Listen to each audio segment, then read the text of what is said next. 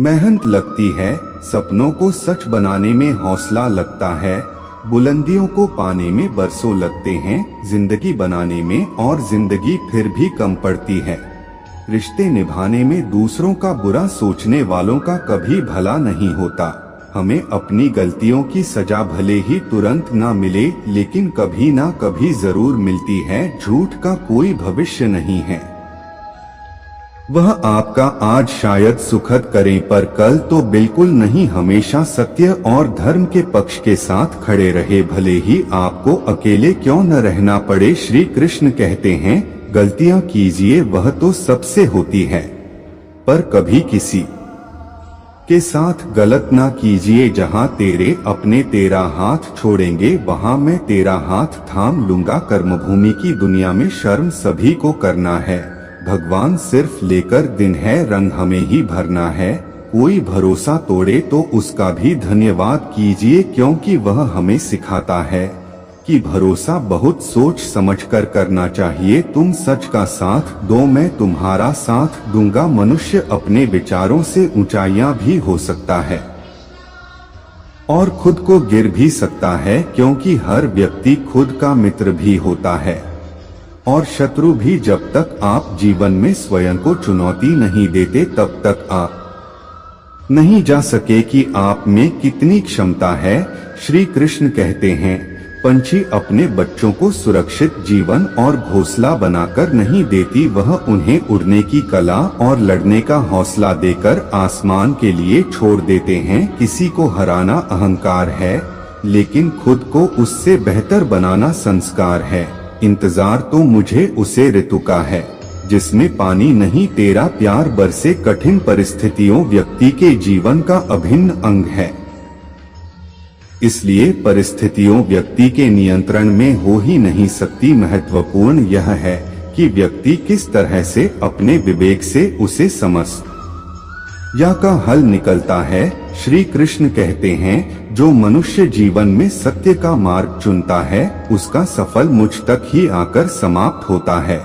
सफलता का कोई मंत्र नहीं है, यह सिर्फ मेहनत और लगन का फल होता है। कोशिश करें कि जीवन का हर पल अच्छा गुजरे, क्योंकि जीवन अधिक समय के लिए नहीं रहता है, परंतु अच्छी यादें हमेशा जिंदा रहती है।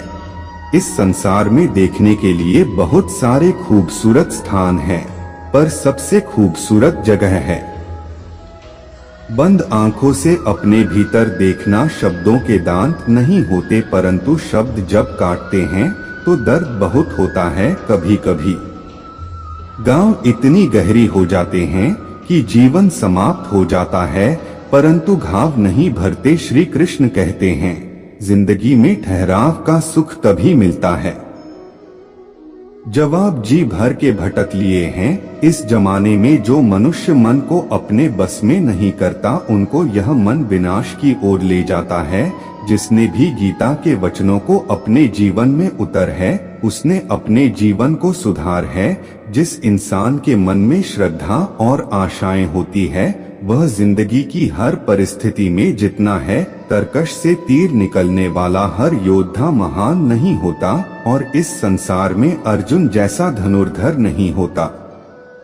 जब न्याय का फैसला शक्ति के पक्ष में ना हो, तो शस्त्र उठाना आवश्यक हो जाता है। आपके द्वारा किया जाने वाला व्यवहार यह दिखाता है कि आपके संस्कार कैसे मिले। कोई भी इंसान जन्म से नहीं, बल्कि अपने कर्मों से बाहर बनता है। मेरा तेरा छोटा बड़ा अपना बनाया मन से मिटा दो, फिर सब तुम्हारा है और तुम सबके हो। क्रोध से भ्रम पैदा होता है, भ्रम से बुद्धि व्यग्र होती है, तब तर्क नष्ट हो जाता है।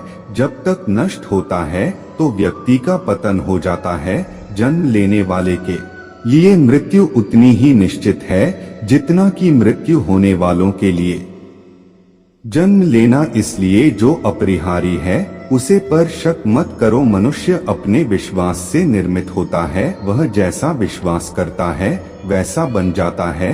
अपने अनिवार्य कार्य करो, क्योंकि वास्तव में कार्य करना निष्क्रियता से बेहतर है। भाग्य के भरोसे केवल वही लोग बैठे रहते हैं जो जीवन में कुछ करने के लिए अंदर से प्रेरित नहीं होते। जो चीज हमारे चेहरे से बाहर हो उसमें समय गंवाना मूर्खता ही होगी। श्रेष्ठ बना भी एक महानता है, क्योंकि समाज में लोग श्रेष्ठ पुरुषों का ही अनुसरण करते हैं।